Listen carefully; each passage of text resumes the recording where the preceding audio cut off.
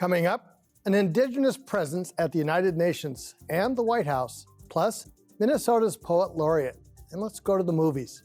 I'm Mark Trahant. Join us for those interviews from Indian Country today.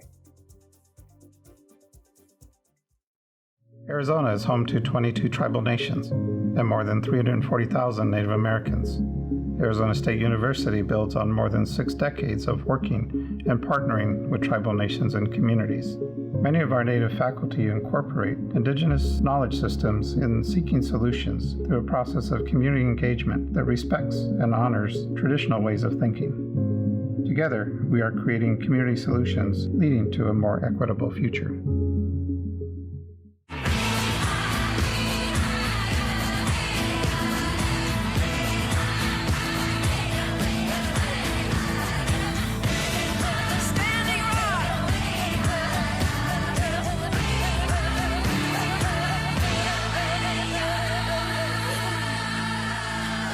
This is Indian Country Today.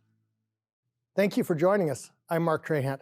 World leaders are meeting in Glasgow, Scotland for the United Nations Climate Change Conference, or COP26.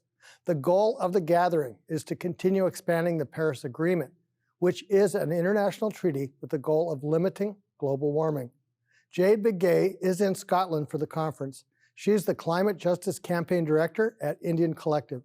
Aaliyah Chavez asked her earlier this week about the presence of Indigenous knowledge at the summit. This is actually one of the first years where traditional knowledge keepers have been invited into the official UNF, the United Nations Framework Convention on Climate Change, within the local communities and Indigenous peoples platform. So the past 2 days, there have been knowledge keepers, traditional knowledge keepers from across Turtle Island and from across the world who have been able to speak within this official platform about the importance of traditional knowledge in mitigating and adapting to the climate crisis. Begay talked about the mood and commitment to seriously commit to change. There have been, in the last week, some big commitments. There's been a $1.7 billion investment to Indigenous communities from philanthropy. There's been a commitment from different nation states to reduce deforestation by 2030.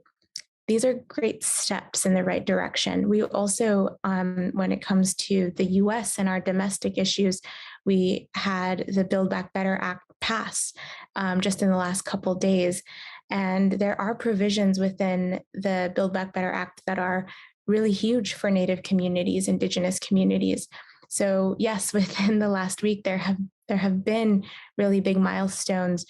But, our critique is that some of these timelines aren't quick enough.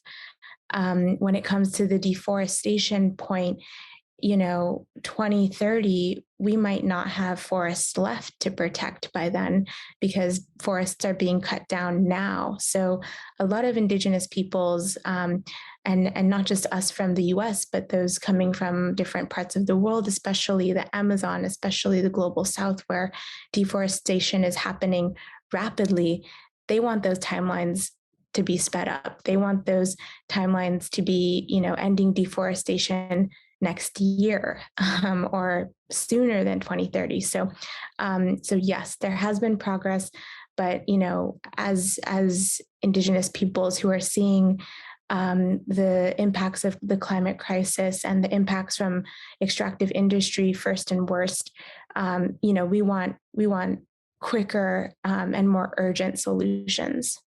The data shows that global warming is extremely serious. What are Indigenous communities doing? Certainly one of the bigger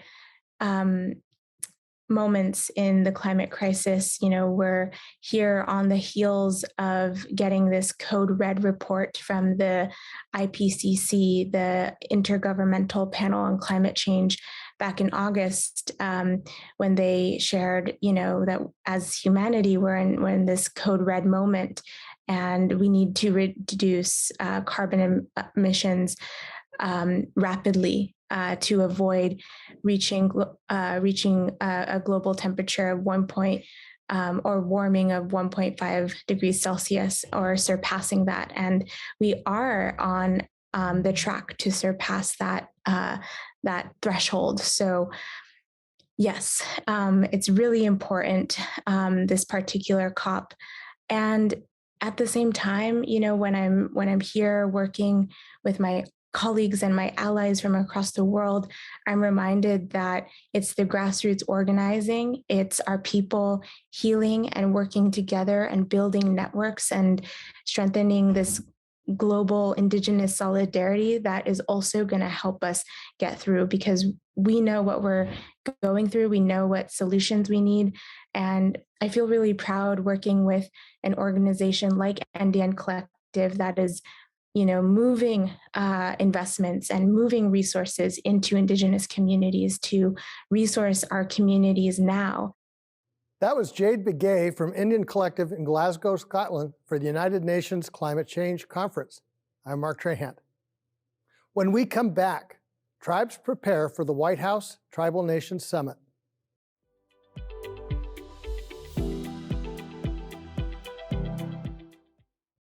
After a hiatus under the Trump administration, the White House Tribal Nations Summit returns November 15th and 16th.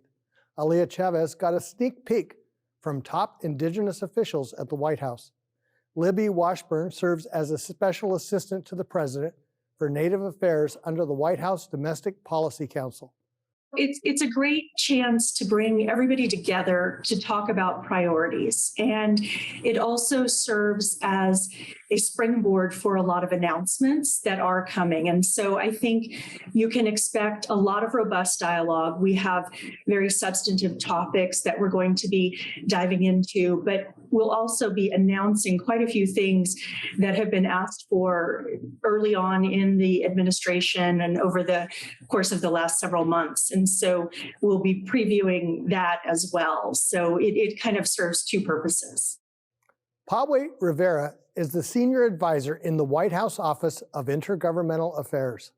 Next week's Tribal Nations Summit is probably the most significant way that we can honor Native American Heritage Month, really honoring the nation-to-nation relationship, having the focus of the entire administration really dive deep on the issues that tribes care about and giving the opportunity for tribal leaders to come together and share those priorities with us. We also will be hosting a tribal youth forum on Wednesday following the summit to provide our Native youth with the opportunity to have some discussions with the administration, and knowing that this is our first year in hosting the summit and youth engagement opportunities. So, we're thinking about, at least specifically from the White House, those are the ways that we're concretely honoring Native American Heritage Month. Across the administration, I know our cabinet secretaries are eagerly excited to engage themselves in their dialogue and their conversations with tribal leaders. And Libby might have others to share. I think that the Domestic Policy Council and in her office has been working on things outside the summit as well. There are activities going on across every agency. And so I think if you wanted to, we could find a list for you of all the different things, but lots of different agencies are engaging and putting forward activities to celebrate Native American Heritage Month. Libby Washburn and Pawe Rivera on the White House Tribal Nations Summit, November 15th and 16th. When we come back, poetry by Gwen Westerman.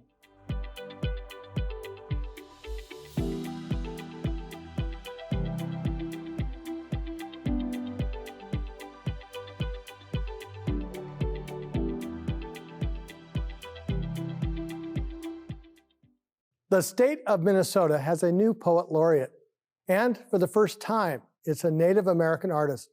Gwen Westerman has won 2 Minnesota Book Awards for her work about Dakota people. Her first poetry book, Follow the Blackbirds, was written in English and Dakota, and her poems and essays have been widely published.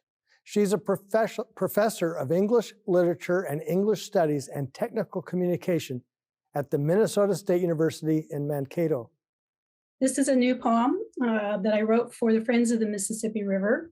and it's called Breathe Deep and Sing. We sing for the mussels. We, the otters and beavers, the frogs and dragonflies, the water birds and songbirds, the coyotes too. We breathe deep and sing for the mussels, who are the lungs of the Mississippi River, our river, polluted by sewage and wastewater, dredged and dammed, pockmarked by dead zones of chemicals and dyes, banked by the edge of destruction. Our river, a global superflyway, it flows through the heart of us, flowed through the heart of us for centuries, beyond memory. Through wetlands and backwaters, communities and economies plagued by invasive species, invasive humans, environmental degradation that flowed through the heart of us. Our river, it calls to us, it beckons us. Our dreams flow along with it. So we sing for the mussels, we, the otters and beavers, the frogs and dragonflies, the water birds and songbirds, the coyotes too. We breathe deep and sing for the mussels, who are the silent sentinels of our river. They hold the stories and the pain of our river 40, 70, 200 years ago. Like the trees above them along the banks of our river, the rings of a mussel shells are a living record of our environment and of our river. They mark the resilience, the struggles, the restoration of floodplains and river bottoms, the restoration of health and hearts. How do we heal our river without healing ourselves? Our river, it calls to us, it beckons us. Our dreams flow along with it. Its water shapes us, embraces us, and is our first medicine. So we sing for the mussels, we, the otters and beavers, the frogs and dragonflies, the water birds and songbirds, the coyotes too. Breathe deep and sing with us for the mussels, and we will sing for you. Gwenerman is a scholar of the Dakota language. Neither of my parents spoke English when they were sent away to boarding schools in Oklahoma and South Dakota as small children. So they could understand their languages, their family's languages, but never were speakers. And when I asked my grandmother to teach me the language, she said, no, you need to learn English and learn it well, so you'll be successful. So I didn't start learning Dakota until I moved back to Minnesota in 1991. And it'll be a lifelong journey for me, but I use Dakota language every opportunity I get and incorporate it into my poetry and other writing as well. Professor Westerman is also an award-winning quilter. My grandma tried to teach me to quilt when I was in grade school. I started sewing my own clothes when I was 12, and I've been sewing all of my life. But when she tried to teach me to quilt, I tried to take a shortcut and fold the fabric so I could cut 4 pieces out at a time, and she yelled at me and took the scissors away, and that was the end of my quilting lesson because she cut out each piece one at a time so they would fit together perfectly. So I didn't start quilting until I was 40, and I found that it's another way to tell stories, a visual way to tell stories. So I make traditional 8-point star quilts, but I make smaller versions and incorporate them into other patterns. I create landscape quilts that also tell stories, Dakota stories, and I incorporate Dakota language into my quilting as well. How do you engage your students with Dakota culture?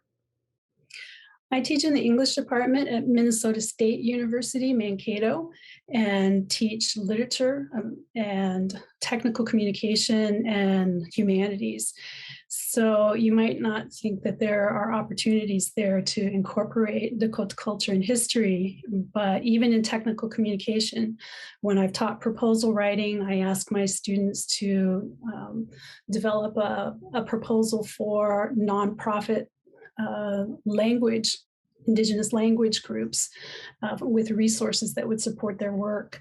Or in project management, I use a timeline for a translation project for Dakota letters for them to understand the struggles of creating and adhering to a schedule.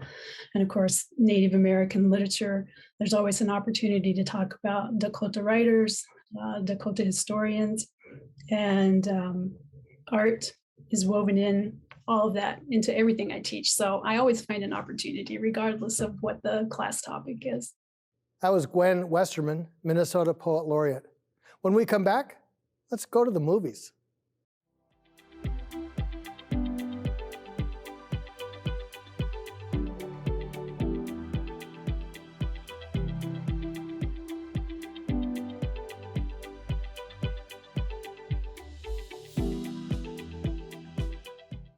It's Native American Month, and there are a lot of opportunities to celebrate by watching movies. The American Indian Film Festival features 126 films with 30 competing in 6 categories. In California, the LA Skins Festival opens November 16th, and the Native Cinema Showcase runs now until November 18th. Sponsored by the Smithsonian's National Museum of the American Indian, the program includes a total of 47 films representing 39 Native nations in 13 countries. Cindy Benitez is the festival manager, and she joins us today. Welcome, Cindy. Thank you. So this is a really remarkable lineup of films. Tell us about them. Well, Native Cinema Showcase has been around for 20 plus years now. And we try to select films that are within the museum's mission of equity and social justice. We want to make sure that we highlight the creative work of Indigenous filmmakers and offer audiences an insight into contemporary issues from Indigenous communities throughout the Western Hemisphere and Arctic.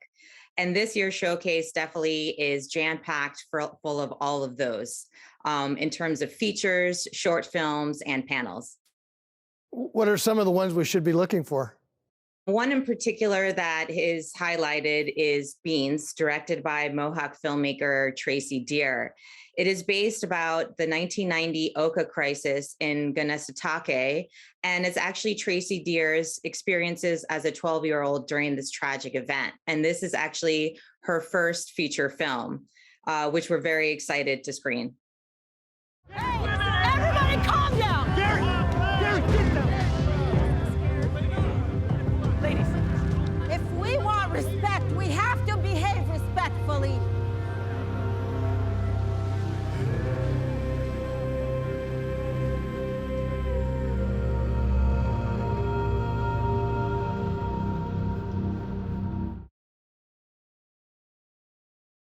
What are some of the other sections in the film?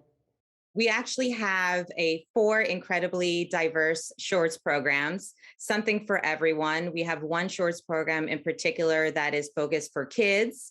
We have others that have animation, poetry, music, of everything. So there's something for everyone in this particular festival. And what we're really excited about is our series of panels that have Native filmmakers and writers speaking about their own experiences in the writer's room, as a filmmaker, and just personal experiences in general. So those are really riveting, and we really want people to check those out. So in a way, this is almost like a mini film school for somebody who's interested in writing, producing, directing, or moving into this industry. Absolutely. And that's what we try to hone in on, because those are a lot of the questions that we do get from the museum is, I am an inspiring filmmaker. How do I go about it? How do I begin? And so it's really great to hear these experiences from actual Native filmmakers doing it right now. This is such an amazing time in the visual medium because there's so much attention on both television and movies from Native productions. How does that play into the festival? And do you think you'll capture some of the enthusiasm. Well, absolutely. I mean, for a long time, we never had the opportunity, or Hollywood never really looked at Native people except for the stereotypical forms that they put it on. So to see like narratives like Reservation Dogs and Rutherford Falls coming through, it has really elevated in terms of our programming. So we definitely have seen filmmakers now putting really great diverse stories, especially from their own perspective. So no doubt coming in the next coming years that you'll see these films really like explode, and which we're really, really proud of and excited. What does it mean to do something like this online, and how is that experience different from perspective of coming together for a festival? Well, the advantages of having an online film festival is the amount of people that you reach, the audiences, more than you would have it in person. For example, now we're reaching worldwide instead of just, limited to certain cities or towns. Another advantage is that we're actually getting a lot of school groups and teachers who are reaching out to us and letting us know that they have actually had it in their curriculum for students to watch, which is incredible, which you wouldn't have in person. And then, of course, the disadvantages is that you're not really getting that experience of the face-to-face, or you're even getting limitation in terms of what films you can screen because of geographic restrictions, distribution rights, things like that you wouldn't have for an in-person. So, advantages and disadvantages of online film festivals. So for now, this is what's happening, but we hope come in 2022 that we'll have an in-person event for Native Cinema Showcase. One of the changes in our era is the availability of people to access technical equipment. Somebody can produce a film on an iPhone. How does that change for filmmakers, and what opportunity does it make for young ones? Well, you could definitely see that, especially with our films. There's one short film called Inuit Languages in the 21st Century, made by a young Inuit teenager that basically talks about that. She talks to different students and friends from around the world via internet, via Zoom, and talks about, hey, do you know how to speak this word in Inuit or in Nantucket? And so it's really beautiful the way that those layers are, and seeing these young students and teenagers using YouTube, using like their iPhones and things like that to produce and make these films. So that's more and more things that you're going to see, which is great because that's more Native content and told by Native people. Well, and especially coming from someone who's young and tells it from that perspective. In a film festival like this, even 10 years ago, that might not have been the case. No, you wouldn't have seen that. I mean, I've been working with the museum for over 11 years, and within those 11 years, I could see the incredible progress that has happened. When you would just have films maybe that would be made by Native filmmakers, but that weren't as great as they were, to now, which is you could see the crisp, clear quality, the storylines are better. It's just really, really incredible to see the growth of a lot of these Native filmmakers. I'm always interested in looking for films that nobody knows about. Are there some films on this program that you think, well, I hope people watch this one because it's so extraordinary and not the one you would get attention? Yeah, absolutely. There's several actually. There's one called Waikiki, which is actually playing on Friday, November 12th. And it is the first Native Hawaiian written and directed film. It is absolutely incredible. And basically it breaks down the image of the beautiful paradise of Waikiki. It talks about mental health issues, homelessness. It's a beautiful dramatic feature that I hope people check out. There's also short films like the Chush Boys of Summer, which is from USA and Guatemala. And it's a beautifully made short program about this boy that comes to Colorado, doesn't speak English, doesn't speak Spanish, is just Chush and only can speak that indigenous language. And, him wanting to go to school and experiencing the American dream. So you have little films like that pop out through the showcase that I really hope people check out. Well, and where can they find the program? They can find it starting November 12th to the 18th. All screenings are free, and it's on our museum's website at americanindian.si.edu. Thank you, Cindy Benitez from the Native Cinema Showcase. Let's watch the trailer.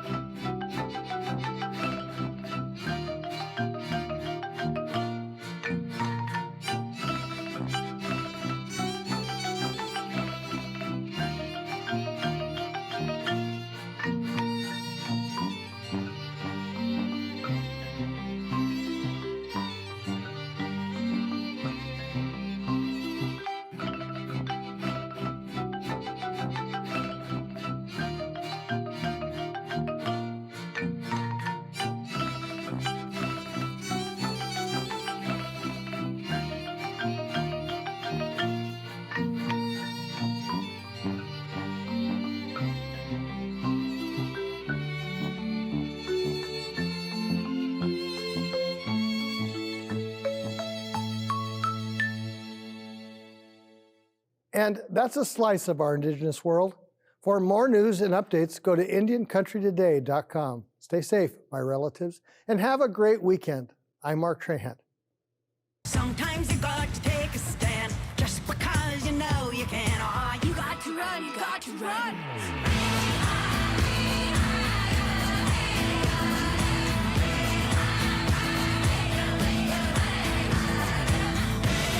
Standing Rock.